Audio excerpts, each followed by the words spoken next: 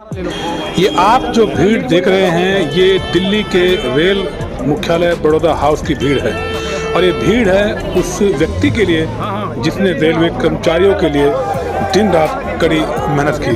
जी हाँ, नाम है बीसी शर्मा। आप सामने देख रहे हैं कि कैसे इनके समर्थन में लोगों का हुजूम दिल्ली के बड़ौदा हाउस में जुटा। मौका था NFIR की जो ट्रेड यूनियन है उसकी मान्यता के लिए और ये भीड़ आप देख भी रहे हैं कि कैसे लोगों का हुजूम है अपने नेता को समर्थन देने के लिए। बड़ौदा हाउस लगभग आज पूरा पैक है, पूरा भरा हुआ है, हाथों में झंडे लिए हैं NFIR के और अपने नेता के समर्थन में लोग साथ चल रहे हैं क्योंकि NFIR की जो मान्यता है उसके लिए बीसी शर्मा जी ने बड़ौदा हाउस में नामांकन दाखिल किया और ये नामांकन इस बात का सबूत है कि जिस तरह से पब्लिक उनके पीछे थी वहाँ पर प्रशासन को बोलना पड़ा कि भाई आप अंदर नहीं जाएंगे, कुछ लोग केवल अंदर जा पाएंगे क्योंकि भीड़ इतनी ज़्यादा थी कि सब लोग अपने नेता को एक झलक देखना चाहते थे। लोग उन पर यहाँ तक कि माला ही नहीं डाल रहे थे बल्कि बीसी शर्मा जी के ऊपर कई लोग फूल भी बरसा रहे थे और ये फूल बरसाना, ये माला पहनाना इस बात का सबूत है कि बीसी शर्मा जी ने अपने रेल कर्मचारियों के लिए कितना कुछ किया होगा, कितनी मेहनत की होगी। ये देखिए कैसे बीसी शर्मा जी के सामने साथ साथ भीड़ चल रही है और यहाँ देखिए इन्होंने बीसी शर्मा जी ने अपना नामांकन दाखिल किया NFIR की मान्यता के लिए और अधिकारी जो हैं उनसे हाथ मिलाया, बाद में उनको सारे कागजात भी सौंप दिए। जो फॉर्मेलिटी होती है नामांकन भरने की वो फॉर्मेलिटी पूरी की गई, उनको कागज़ सौंपे गए और सभी ने इस मौके पर खुशी जताई और यूनियन में काफ़ी अनेक लोगों ने इनके साथ में खड़े रहे। यूनियन के लोग काफ़ी लोग थे जो साथ में आए और AGM से, तो ये बात का सबूत है जिस तरह से लोग भीड़ आ रही है, भीड़ शर्मा जी के साथ चली और देखिए कितने अधिकारियों ने भी बड़े ही तत्परता से, बड़ी उत्सुकता से बीसी शर्मा जी का हाथ जोड़कर स्वागत किया। बीसी शर्मा जी ने इसके बाद नामांकन के बाद मीडिया से बात करते हुए क्या क्या कहा, आइए जानते हैं और भली भांति सुनते भी हैं। रेलवे कर्मचारियों की कौन-कौन सी समस्याएं हैं, रह गई हैं? रेलवे कर्मचारियों की एक तो क्वार्टरों की बहुत बड़ी समस्या है।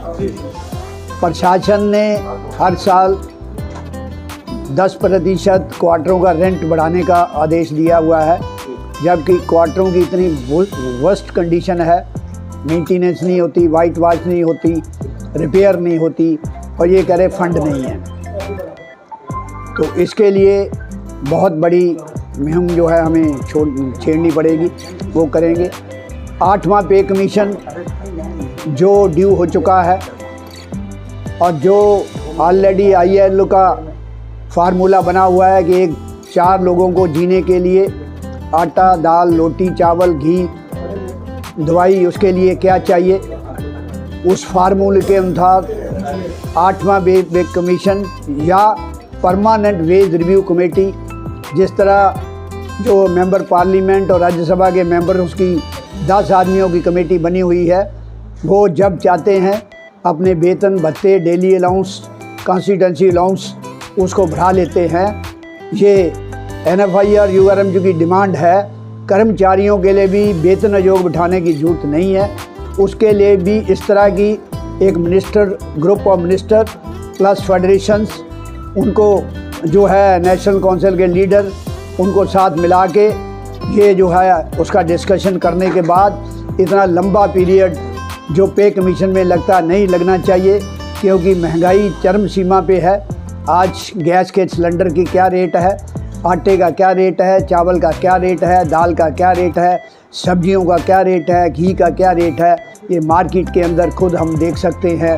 गैस सिलेंडर कितने का था, कितने का हो चुका है। तो इसलिए इसके 2 साल वेट करना, मैं प्रधानमंत्री को ये कहूँगा और वित्त मंत्री को कहूँगा कि ये उसके लिए जो है एक परमानेंट वेज रिव्यू कमेटी बना दें, जो हर 10 साल बाद पे कमीशन बैठाने की जरूरत पड़ती है तो वो जरूरत नहीं पड़ेगी। जैसे अभी 53% महंगाई भत्ता हो गया, वे हमारी जो है डिस्टर्ब हो गई है। हमारे बहुत सारे अलाउंसेज जो है 25% इन्होंने बढ़ाए हैं, लेकिन इसके साथ साथ हमारी एक रनिंग कैटेगरी है, उसका प्रोविज़न नहीं है, उसका भी 25% बढ़ना चाहिए, उनको भी बेनिफिट ये मिलना चाहिए। और इसके साथ साथ दूसरा कि रेलवे के अंदर इसके गाड़ियाँ बढ़ रही हैं और प्लेटफॉर्म बढ़ रहे हैं, स्टेशन बढ़ रहे हैं, स्टाफ को सेंक्शन करना जो है बैन लगा दिया है, पोस्टें सरेंडर करनी शुरू कर दी है। अभी कैडेट चेकिंग होगी, उसके अंदर फिर हायर ग्रेड बढ़ाएंगे, लेकिन पोस्टें मैचिंग सेविंग देंगे, जिसकी ज़रूरत नहीं है, क्योंकि रेलवे के अंदर एक ऐसा स्ट्रेस हो चुका है कि उसमें हमें मैचिंग सेविंग नहीं करनी चाहिए। जो जनवरी 84 में था उसका ही हमें प्रावधान मिलना चाहिए। इसके साथ साथ भारतीय रेलवे के अंदर एक्सीडेंट क्यों हो रहे हैं, उसका वजह है क्योंकि इसी तरह अर्जेंटीना और ब्रिटेन के अंदर भी रेलवे को प्राइवेट किया था, उसके अंदर इतने एक्सीडेंट बढ़ गए थे और किराया बढ़ रहा है। आज भी भारत के अंदर चाहे वंदे भारत के नाम पे, चाहे शताब्दी के नाम पे, चाहे तेजस के नाम से किराया या सुपरफास्ट के नाम से किराया बढ़ा रहे हैं। लोगों को पता नहीं चल रहा है, क्योंकि मॉडर्न जनता हो गई है, सब कुछ है, सुविधाजनक चाहते हैं, सब अच्छी कोचेज चाहते हैं।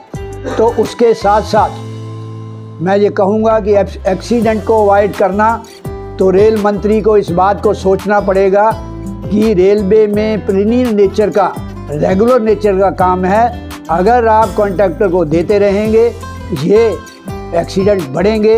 एक दिन भारत की जनता, रेलवे कर्मचारी सड़कों पे आएंगे, जिस तरह ब्रिटेन और अर्जेंटीना के अंदर आए थे। उन्होंने भी 2015 के अंदर रिवर्स बैक किया और जो प्राइवेट को दिया था वो गवर्नमेंट ने खुद अपने हाथों में ले लिया। वे बहुत ज़रूरी है। अभी कर्मचारियों को बोनस दिया इन्होंने 78 दिन का। बोनस के लिए हमने जो है कोरोना के अंदर जो टारगेट था भारतीय रेलवे का, उससे कई गुना ज़्यादा टारगेट थे, हमने अर्निंग करके दी, किलोमीटर करके दिया।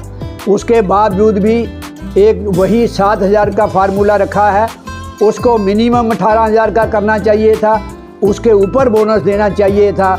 ये जब हम प्रॉफिट देके जाते हैं, हम प्रोडक्टिवली लिंक बोनस मांगते हैं, वैसे नहीं मांगते हैं। हमने एक 79 में फार्मूला बनाया, उसके अंदर अगर हम 15 दिन से नीचे जाएंगे, हमारा जो है आउटपुट कम होगी, तो हम बोनस नहीं मांगेंगे। उसी फार्मूले पे हम बोनस मांग रहे हैं। इसलिए उत्तरीय रेलवे मजदूर यूनियन इलेक्शन जीतने के बाद जो पेंडिंग डिमांड्स है, उसके ऊपर बराबर संघर्ष करेगी। आज हमारे बहुत ही पुराने साथी जो दूसरी संस्था के साथ जुड़े हुए थे, अनिल राजपाल जी, उन्होंने भी उत्तरीय रेलवे मजदूर यूनियन ज्वाइन की है। मैं इनसे चाहता हूं कि सोसाइटी के जो बाहर हैं, रेलवे सोसाइटी के अंदर जो बहुत ज़्यादा भ्रष्टाचार है, बहुत ज़्यादा घपले हैं। हर जो नेता है उसने अपनी फैमिली के सारे बच्चे भर्ती कर लिए, रिश्तेदारों के बच्चे भर्ती कर लिए हैं, लेकिन जो सोसाइटी के अंदर काम कर रहे हैं उनको कोई प्रेफरेंस नहीं है। जो रेलवे कर्मचारी आज 74,000 मेंबर है, उनके बच्चे कोई नहीं भर्ती हो रहा। इनसे मेरा अनुरोध है कि ये हमारे साथ आए हैं, अब सोसाइटी को कैसे कब्जा करना है उसके लिए भी हम पूरी कोशिश करेंगे। धन्यवाद। तो अंतिम सर, आप लगातार 40 साल से कर्मचारियों की सेवा कर रहे हैं और आज आपने नॉमिनेशन किया है, तो कर्मचारी हैं उनसे आपकी क्या अपील है? मुझे उम्मीद है कि हेडक्वार्टर दिल्ली और सारे मंडलों में हम जो है हायर परसेंटेज से, हमारे साथी तो कह रहे हैं कि हम सिंगल यूनियन आएंगे। मैं इनका धन्यवाद देता हूं कि इन्होंने हमारे कैडर को इनकरेज कर रहे हैं, लेकिन मैं जितने साथी बैठे हैं सबको कहूँगा कि हर डिवीज़न में, हेडक्वार्टर में इतनी मेहनत करें। लोगों को जो पेंडिंग काम है उनको पकड़िए।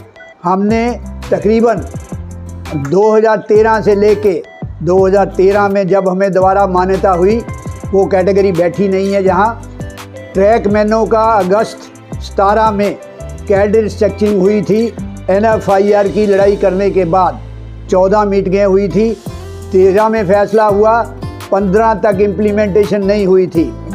15 को फर्स्ट 13 को जब हुई मान्यता, उसके बाद फर्स्ट PNM में जितनी डिवीजनों की उसमें हमने कैडर स्ट्रक्चरिंग जो है उसको कंप्लीट कराया और लोगों को बेनिफिट मिला। दिल्ली डिवीज़न में 6000 ट्रैकमैनों को बेनिफिट मिला था और टोटल अगर देखा जाए तो 2,70,000 ट्रैकमैन हैं भारतवर्ष के अंदर। उनमें से जो है 1900, 2400, 2800 मिला। ट्रैकमैनों के लिए हम लड़ाई कर रहे हैं कि 4200 भी उनको मिले।